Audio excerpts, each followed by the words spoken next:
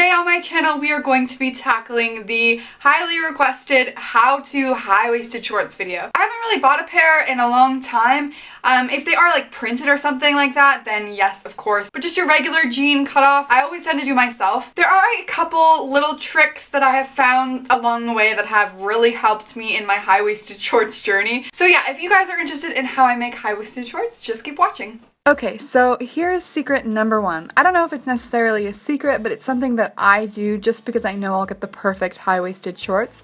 And that is I actually use men's jeans, and I tend to gravitate towards the Levi's brand only because I know that they're a really good denim and they won't stretch and they won't fall out of shape, things like that. A lot of stretchy denim really does fall out of shape for me, so having something that is a good quality denim is awesome. Now to complete your high-waisted shorts, all you're going to need is a pair of scissors and a pair of tweezers. Now just to give you a quick idea as to what my high-waisted shorts normally look like, here is a pair that I absolutely love, wear so much, get so much use out of, and these are actually made from men's pants as well. As you can see though, I do a couple things differently that most people don't do.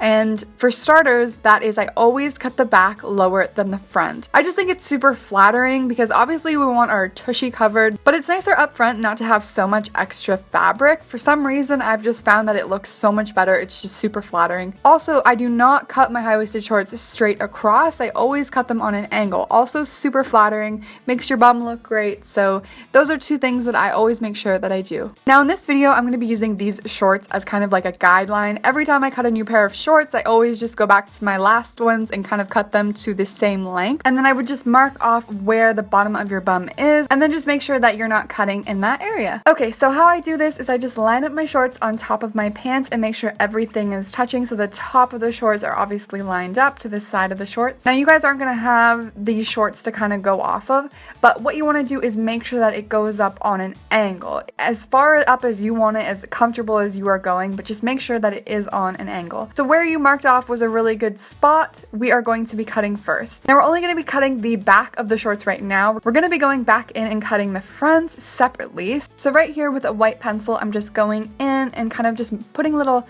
marks as to where I can cut, so I'll have a straight line of them to cut across. Wherever you marked off was a good spot for you, that's where I would start, and then I would go up on an angle. And to get it on a perfect angle, you can use something like a ruler or a piece of string just to get it correctly on the right angle, and then we're going to go ahead and cut that side.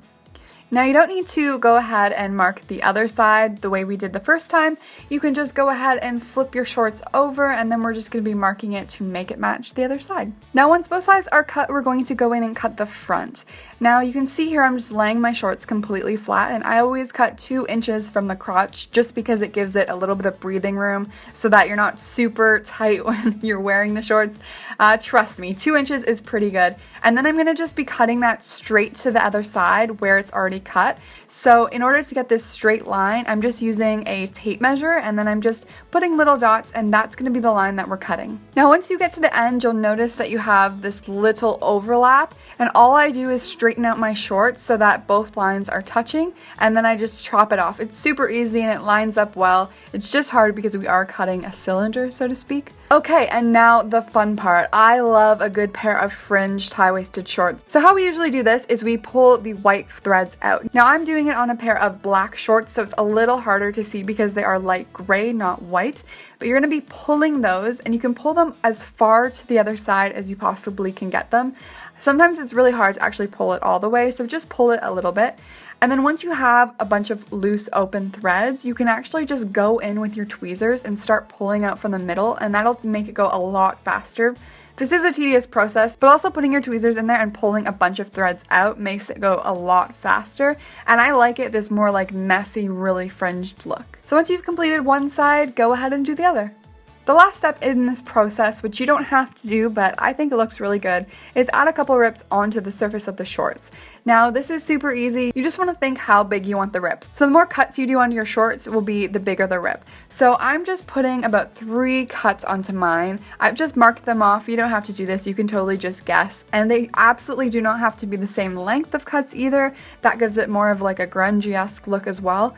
So then you're just going to do the same thing. You're going to start pulling as we did before, and then you're going to start pulling out the white strings. Now, you don't want to rip these strings. You want to be really careful because that's what's going to give you that like see-through ripped look. So be careful when you are pulling out the bigger ones.